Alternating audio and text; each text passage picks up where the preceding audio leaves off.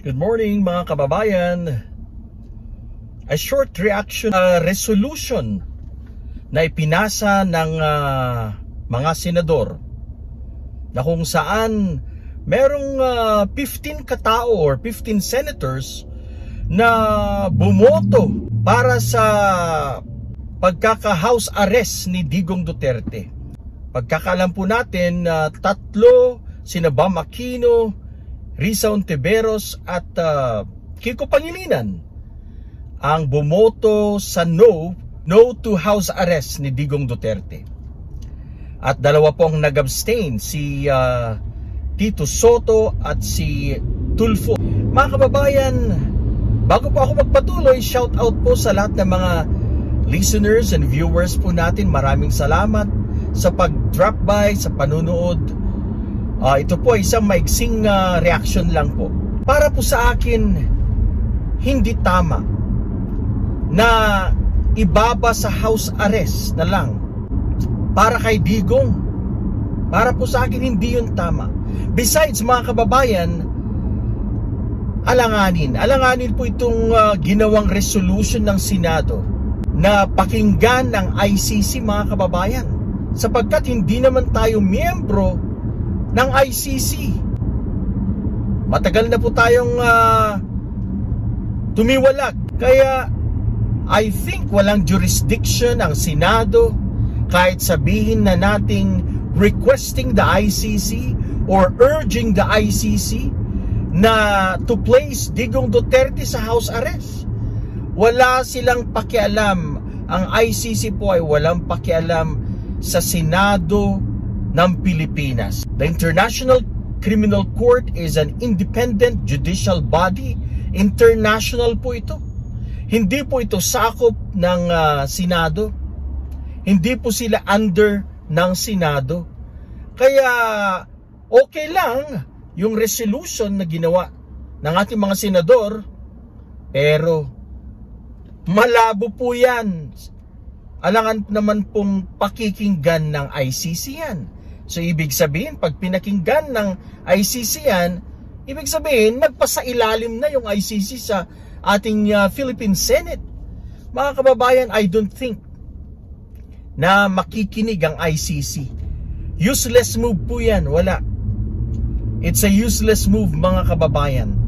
I don't think na may bearing ang resolution passed by the Senate, mga kababayan.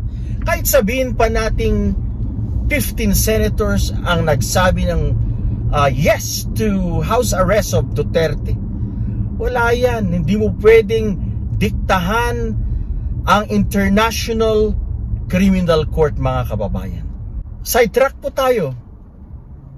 Now, alam na po natin, 15 senators, alam na po natin kung sino po talaga ang mga defenders ni Digong sa Senado.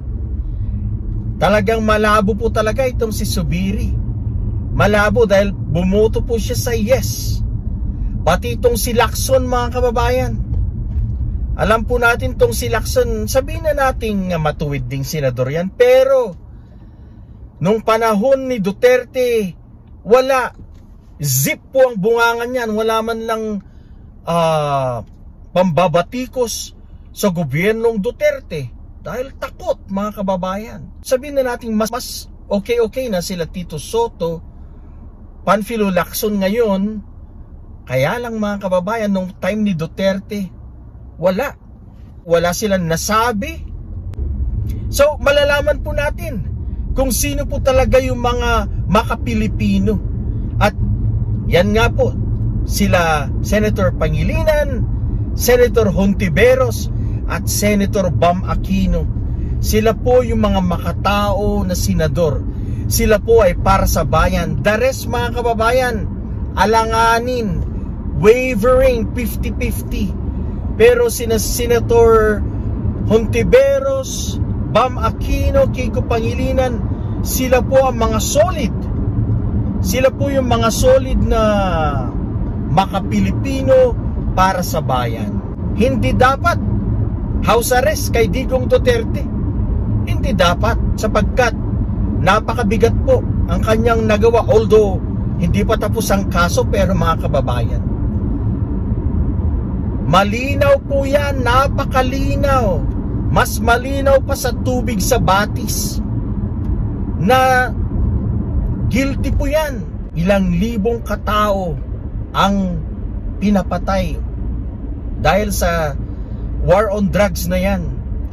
Kaya hindi dapat yung house arrest na yan. Ang house arrest pwede siguro kung hindi mabigat ang kaso. But in the case of Digong Duterte, nako, malaking kasalanan ito sa taong bayan. Malaking kasalanan sa mga Pilipino, mga kababayan. Hindi po tayo agree na house arrest na lang. So lahat-lahat po, nagsama-sama sila. Umabot sila sa 15. Of course, yung mga DDS senators. At andyan na, sumama na rin sila Lacson, who voted na dapat bigyan ng house arrest na lang. Kaya mga kababayan, once again, parang loyalty check po ito. Kung sino po ang loyal sa bayan, tatatlo lang. As usual, sila Bam Aquino, ulitin ko po, Kiko Pangilinan, and Senator Risa Hontiveros. Ito lang po yung mga matitinong senador, mga na may solidong paninindigan para sa bayan. The rest, wala na po. Wavering po yung mga karamihan dyan. Siguro nakatanggap din noon, siguro may pabon na ginawa si Digong sa kanila, kaya ganyan ang tindig po nila. Malabo po yan, mga kababayan. Paano mo naman ifa-file, isa-submit yan sa ICC, yung resolution na yan? Malabo po yan. Walang pakialam ang International Criminal Court sa ating Senado. Hindi under ng Senado ang ICC. Tumiwalag tayo sa ICC noong panahon ni Digong Duterte. Kaya hindi po nila pakikinggan yan. Hindi pakikinggan ng ICC ang resolution na yan. Kahit na ilang beses pa sila mag-resolution, hindi makikinig ang International Criminal Court sa ating Senado, mga kababayan. Alright, ito lang po, mga kababayan. Marami pong salamat. Please like, share po my video sa inyong mga kaibigan at kapamilya. Mabuhay po tayong lahat. Thank you. Have a good morning, Pilipinas. At kumusta po sa ating mga kababayan around the world.